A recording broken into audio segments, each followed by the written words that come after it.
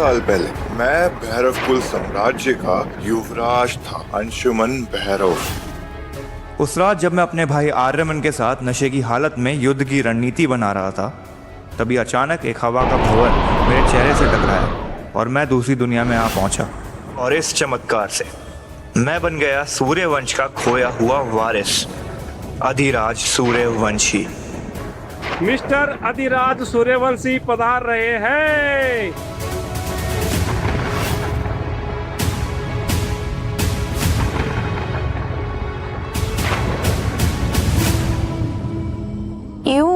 ये देहाती लड़का कहाँ से आ टपका?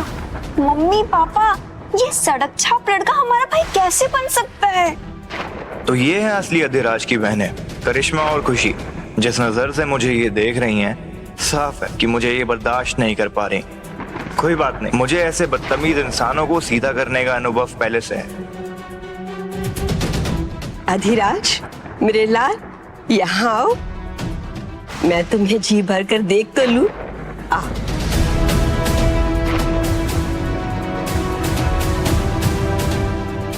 गांव में पला बड़ा है, कपड़े भी देहातियों जैसे। ये सूर्यवंश का वारिस हो ही नहीं सकता। प्रणाम दादी माँ।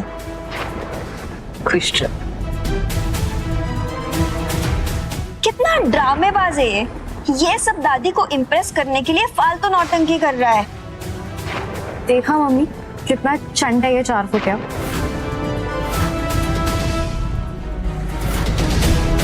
बदतमीज कहीं के, अपने कीचड़ वाले पैरों से पूरा घर गंदा कर दिया। एक काम कर, झाड़ू ला और अब्बी के अब्बी साफ कर इसे, समझा?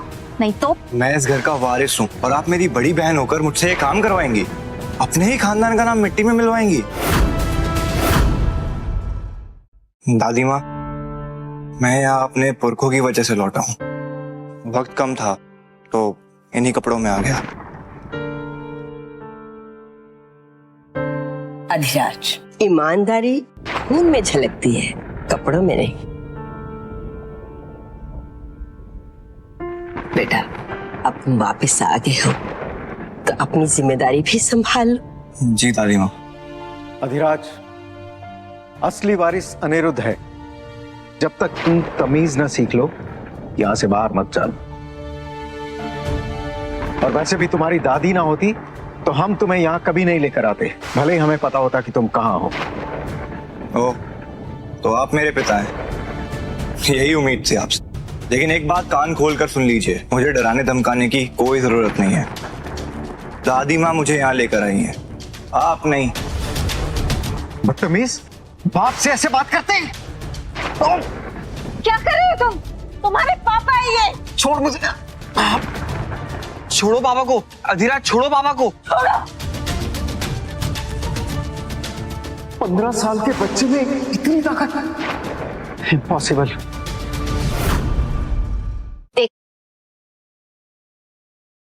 देखा, मुझे पता था ये देहाती ना ऐसा ही निकलेगा। चलो सब अंदर, कोई नहीं रुकेगा इसके पास। इसे देखकर भी मेरा खून खौल रहा है। चलो। भले ही मैंने तुम्हें अपनी कोख से जन्म दिया है, लेकिन तुम मेरे प्यार के काबिल नहीं। अनिरुद्ध तुमसे लाख गुना बेहतर है। आप मेरी तुलना इससे कर रही हैं? आपको अंदाजा भी है मैं कौन हूँ? हाँ, पता है। तुम एक देहाती, सड़क छाप और बदतमीज लड़के हो, और तुम्हारी इस हवेली में रहने की कोई औकात तक नहीं है। चलो बेटा।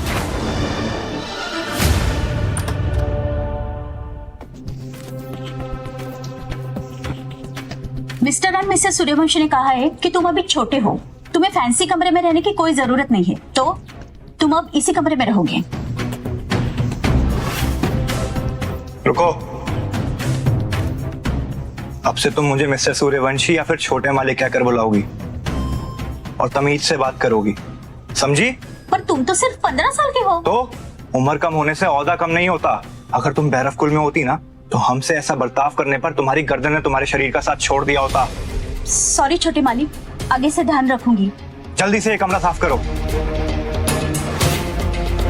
और मुझे यहाँ पे एक कैलीग्राफी का सेटअप चाहिए। जल्दी से जल्दी इंतजाम करो। सूर्यवंश और भैरव कुल के बीच कोई संबंध जरूर है, जिसकी वजह से मैं सदियों का सफर तय करके यहाँ आ पहुंचा। पर भैरव कुल के साथ आखिर हुआ क्या, ये सब कुछ मुझे अभी समझ नहीं आ रहा है। पहले मुझे इस नई दुनिया को अच्छे से समझना होगा। शक्ति विद्या भैरव कुल की ये गुप्त कला है जो मेरे इस कमजोर शरीर को शक्तिशाली बना देगी। अब मुझ में अंदरूनी बल बढ़ जाएगा, तब मैं किसी पहलवान से भी ज्यादा ताकतवर बन जाऊंगा।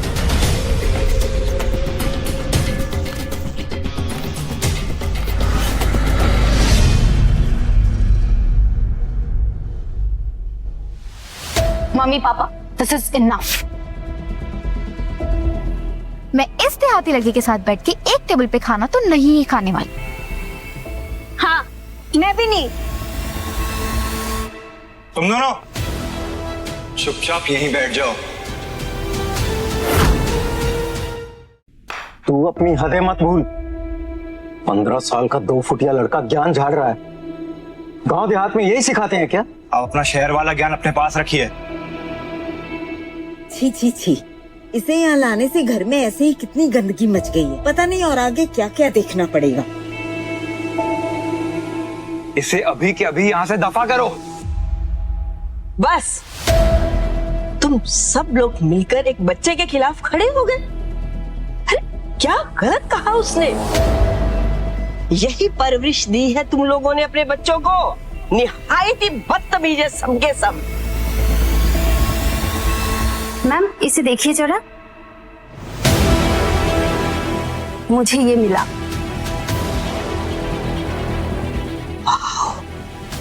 इतनी सुंदर एंशिएंट कैलीग्राफी।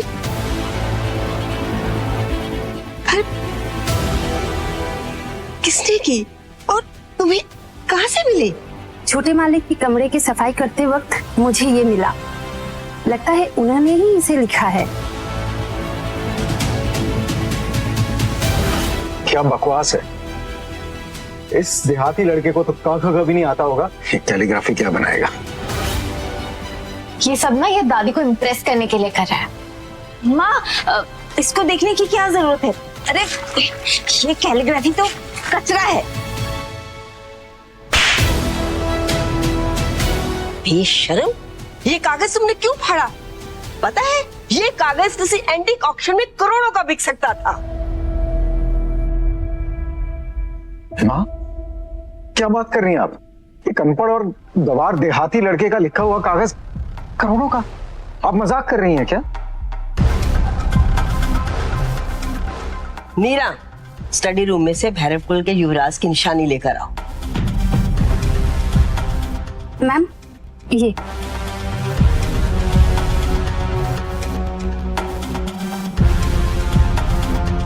अधिराज की लिखावट तो हूबहू भैरव कुल की निशानी जैसी है। भैरव कुल के युवराज की निशानी इनके पूर्वजों की है, तो क्या सूर्यवंश भैरव कुल का ही वंश है?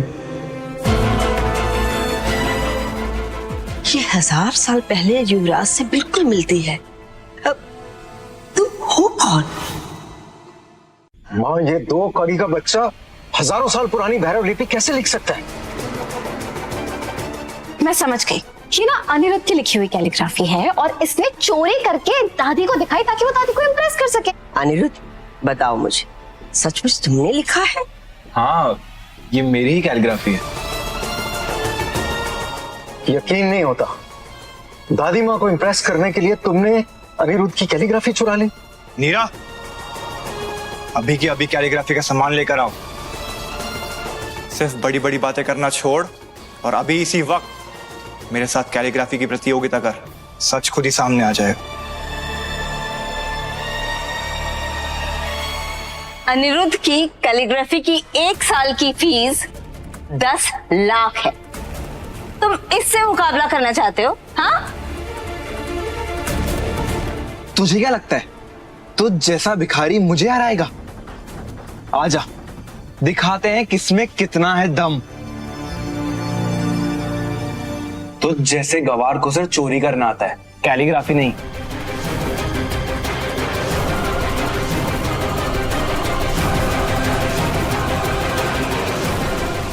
देखो देखो देखो, ये कितनी सुंदर कैलीग्राफी कर रहा है। हाँ, और जीतेगा भी अनिरुद्ध ही, क्योंकि इस जाहिल नौसिखिया से तो कोई भी जीत सकता है।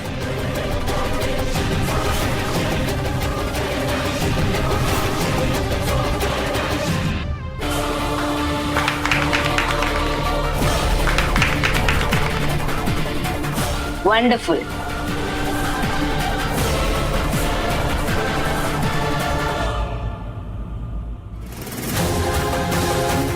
घटिया काम। तेरी इतनी औकात कि तू मेरे काम को घटिया बोलेगा?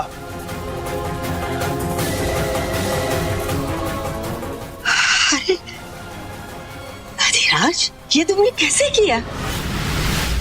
अरे माँ, मैंने आपसे कहा था ना कि इस देहाती से ज्यादा उम्मीद मत रखिए, ये कुछ नहीं उखाड़ पाएगा। अरे आप अनिरुद्ध की कैलीग्राफी देखिए ना, आई एम श्योर उसने भैरव कुल जैसी कैलीग्राफी बनाई होगी।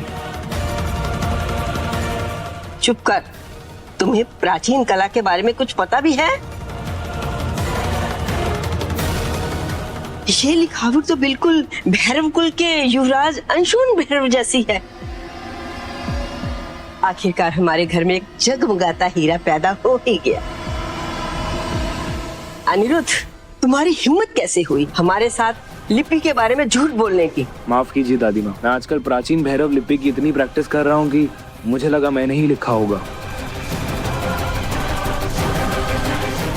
अनिरुद्ध, तुम्हारी लिखाई इतनी गंदी? लाखों रुपए खर्च करके तुमने यही सीखा है? अधिराज बेटा, तुम बिल्कुल अपने दादाजी जैसे सच्चे सूर्यवंशी हो। आओ, मैं तुम्हें अपने पूजा घर में ले चलती हूँ। वहाँ हमारे पूर्वजों का आशीर्वाद लेकर सूर्यवंश में शामिल हो जाओ। आओ, आगे।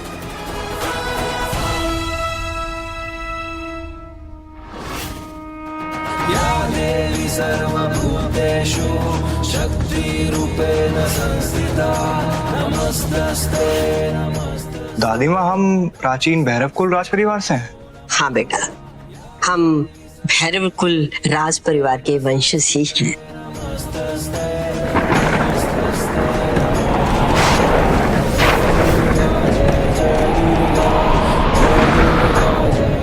अरे सब लोग अपने आप को संभालो। ये सब क्या हो रहा है? लगता हमारे पूर्वज हमसे नाराज हो गए और इसकी सजा पूरे परिवार को मिलेगी। ये तूफान तो सिर्फ पूजा घर में आ रहा है। हमारे पूर्वजों ने भी इस गंदी नाली के कीड़े को अपनाने से इनकार कर दिया।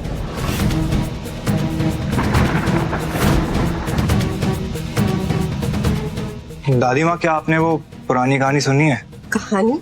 कौन सी कहानी? यही कि जो बहुत ज्यादा भाग्यशाली होता है उनके पूर्वज उनका प्रणाम स्वीकार नहीं करते।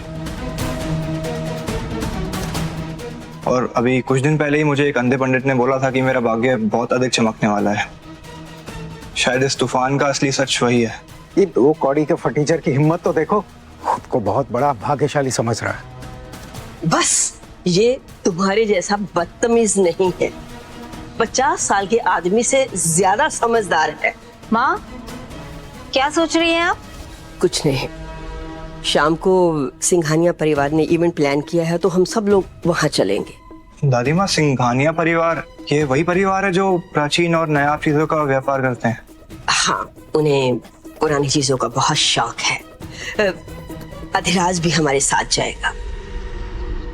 दादी माँ, इस गवार को वहां मत लेकर जाइए। इसे वहां लेकर जाने से हमारे पूरे परिवार की बेइज्जती होगी। अनिरुद्ध सही कह रहा है माँ, वहाँ बहुत बड़े बड़े लोग आने वाले हैं। अगर उन्हें पता चलेगा कि हमारे घर में एक चोर, बदतमीज और ये फटीचर लड़का है तो हमारा बहुत मजाक बनेगा माँ। मैं इस घर का असली वारिस हूँ। अगर मैं नहीं जाऊंगा तो लोग सोचेंगे इस घर में कोई असली वारिस है ही नहीं। तुम्हारी हिम्मत कैसी हुई है बोलने की? बस, अधिराज सबसे ज्यादा समझदार है, इसलिए यही हमारे साथ जाएगा। समझे तुम लोग?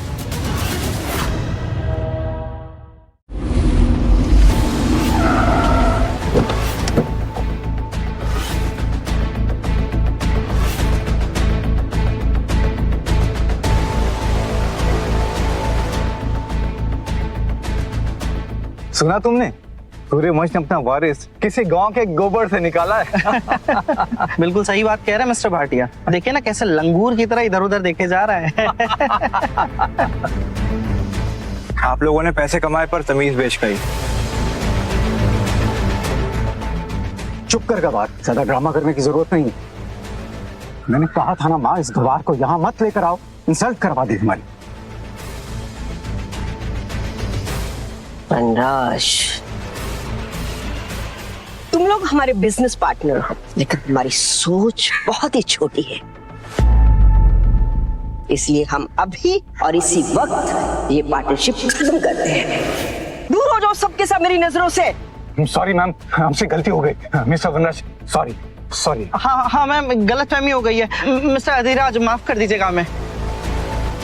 आप क्या कर रही हैं? ये पार्टनरशिप हमारे लिए बहुत इंपॉर्टेंट है। इंपॉर्टेंट? फायदे की है? ये लोग हमारी इंसल्ट कर रहे हैं और तुम हो कि इन्हीं की तरफदारी कर रहे हो। वनराज, तुम्हें इस कंपनी के सीईओ बने 1 ही साल हुआ है, तुम्हारी जड़ें अभी कमजोर है। आओ, तुम्हें कुछ लोगों से मिलवाती हूं। आओ मिक्स, आओ।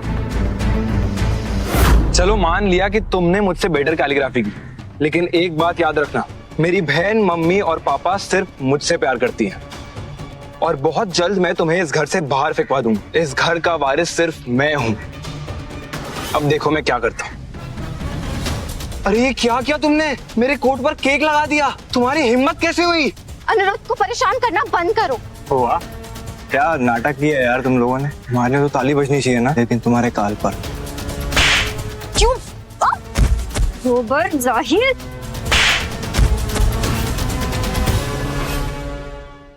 तुम्हारी इतनी मजाल कि तुम अपनी बड़ी बहन पे हाथ उठा रहे हो। अगर मैं बदतमीज हूँ तो तुम कोई दूध के दूल्हा नहीं हो।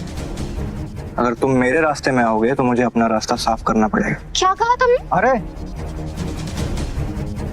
ये सब क्या हो रहा है यहाँ पर? क्या हुआ बच्चे? हाँ, क्या हुआ? इस देहाती ने मुझ पर केक फेंका और मुझे और खुशी दीदी को थप्पड़ भी मारा। क्या? बदतमीज। हाँ पापा देखो ना कितने जोर से थप्पड़ मारा, बहुत दर्द हो रहा है। मैंने पहले ही कहा था इस देहाती को अपने साथ मत लेकर आओ, ये हमारे परिवार में खड़े होने के लायक नहीं है। मम्मी, पापा, अधिराज मुझसे छोटा है, प्लीज उसको सजा मत दीजिएगा। कितने अच्छे हो तुम। और एक ये है हैवान जानवर, गलती करके भी रत्ती भर की शर्म नहीं है इसमें। अधिराज, अभी के अभी अपने भाई बहनों से माफी मांगो।